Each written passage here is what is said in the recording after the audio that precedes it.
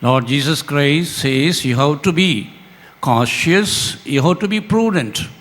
At the same time, you have to be humble and simple and docile to identify the Redeemer who comes to you and to follow him with humility and simplicity of heart.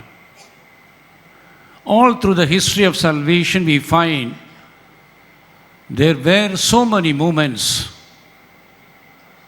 in the Old Testament as well as in the New Testament.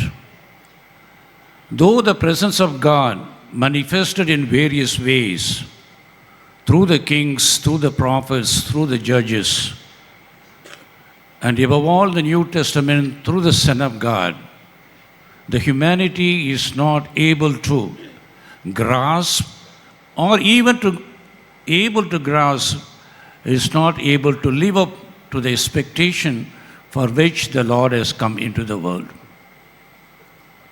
As we are preparing for the coming of our Lord Jesus Christ in the form of a little child to expose himself to us and to make us understand, as St. Teresa of Calcutta used to say, each Christmas is an occasion in which God manifests his love, his fidelity towards, in spite of our infidelity. My dear brothers and sisters, most of you have come from different parts of India. We have come here to renew our faith and rededicate ourselves to be true disciples of Jesus Christ. The first reading, God sends Isaiah, in spite of the infidelity of his own people, and made them to understand that he is after us.